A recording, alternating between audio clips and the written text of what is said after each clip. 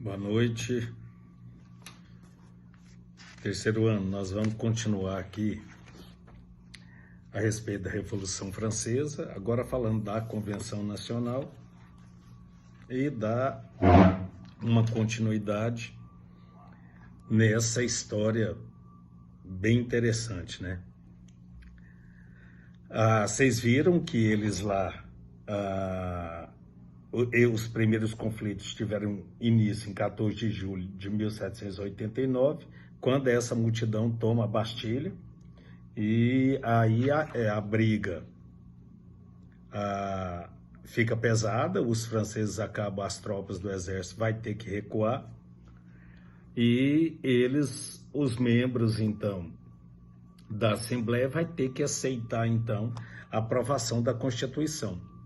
E aí, então, é formado um conselho cidadão para administrar toda isso, a Guarda Nacional, o Corpo dos Populares, com essa função de proteger a Assembleia. No dia 26 de agosto de 1789, foi aprovada, então, a Assembleia Constituinte e a Declaração do Direito do Homem e do Cidadão, e inspirado nos ideais iluministas. Então, nós terminamos por aí.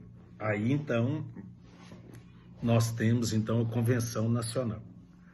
Essa Assembleia Constituinte, ela acaba tendo apoio popular, com qual o intuito? De acabar completamente com os privilégios feudais da nobreza e do clero, que fazia parte dessa sociedade francesa.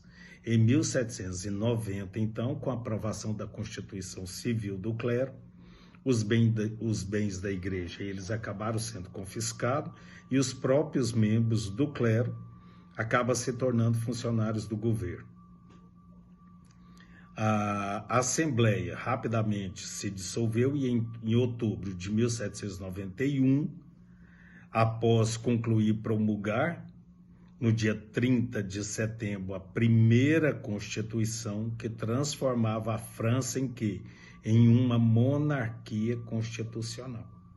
Repare, então, de que o rei ele vai continuar.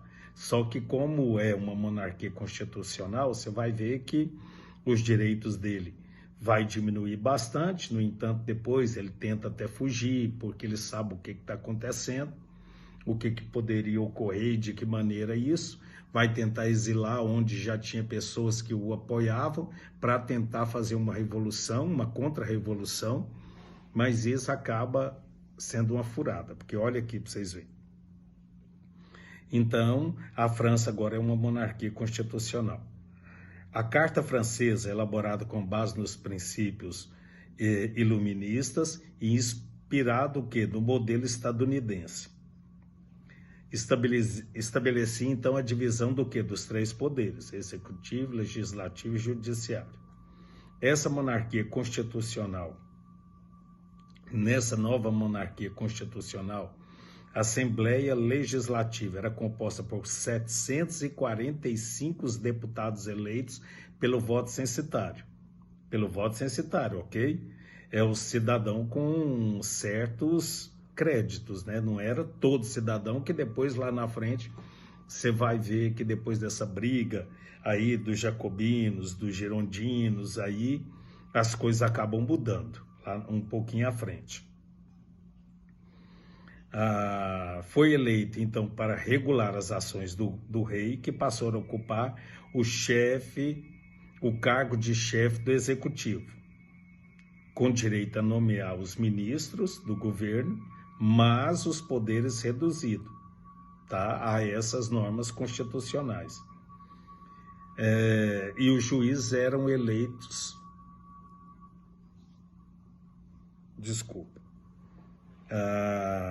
Esse judiciário era constituído por juízes que eram eleitos, tá? E mesmo assim, ainda com poder reduzido, o rei foi mantido no cargo, como eu falei para vocês, evitando que grupos mais radicais pudessem assumir o controle do país, porque eles tinham muito medo de que isso viesse a ocorrer.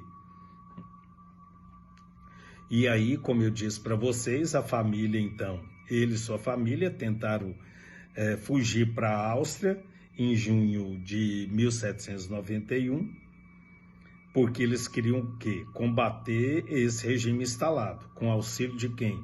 De nobres franceses que já estavam no exílio.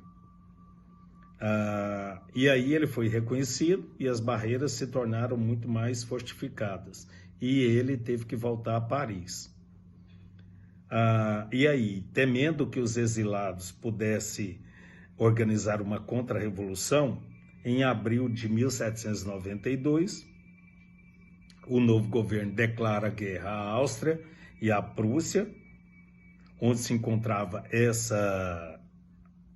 onde nesses lugares abrigava a maioria de refugiados políticos. Em 10 de agosto de 1792, os sans-culottes, que eram artesãos, trabalhadores e pequenos burgueses, eles acabam invadindo o palácio de Tulherias e prenderam Luís XVI e Maria Antonieta com acusação de quê? De conspiração contra o Estado. Então, aí, após essa prisão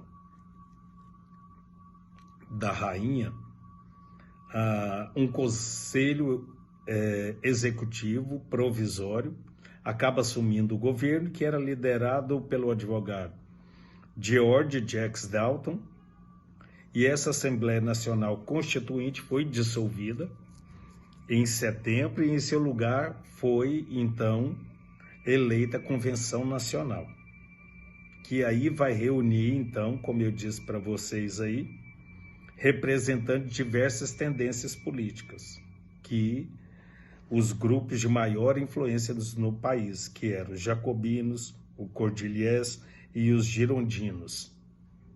Aí você já imagina o que isso vai acontecer, né? Olha aí para você ver. Agora, os jacobinos, liderada por Robespierre e Saint-Just, que defendiam uma república democrática e igualitária, com eleições por sufrágio universal, ou seja, sem exigência de comprovação de renda, né?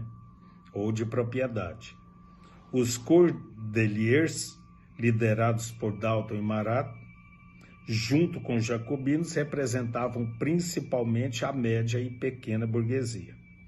Os girondinos, políticos mais conservadores, defensores de uma república liberal com direito garantido à propriedade privada, representando a alta burguesia mercantil.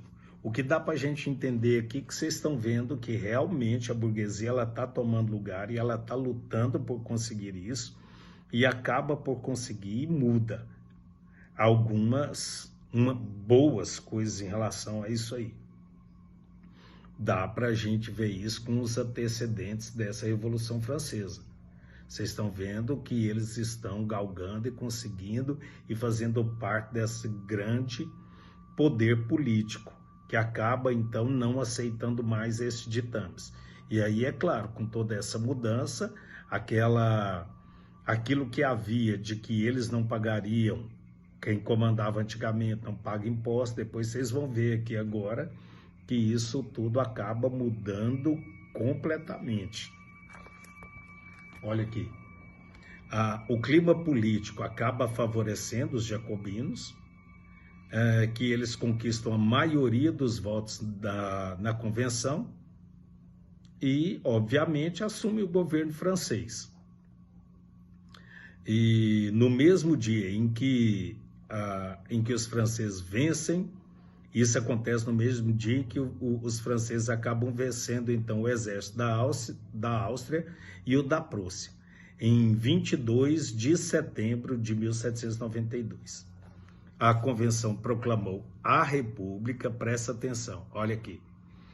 A convenção proclamou a República, instituiu uma Constituição republicana, em que pontos importantes para os jacobinos, como direito ao voto, foram concedidos à maioria da população, tirando aí as mulheres, tá? Outra mudança importante ocorreu com a criação de impostos também agora para os ricos. A fixação de teto para os preços dos produtos, regulamentação dos salários, abertura de escolas públicas e a reforma agrária, além da aprovação da lei do divórcio, do decreto da liberdade religiosa e da abolição da escravidão nas colônias francesas. A gente pensa quanta mudança num país que tinha uma história de uma monarquia absolutista, onde esse povo comandou por tantos e tantos anos, além de, obviamente, ser uma monarquia absolutista, também mamava no governo.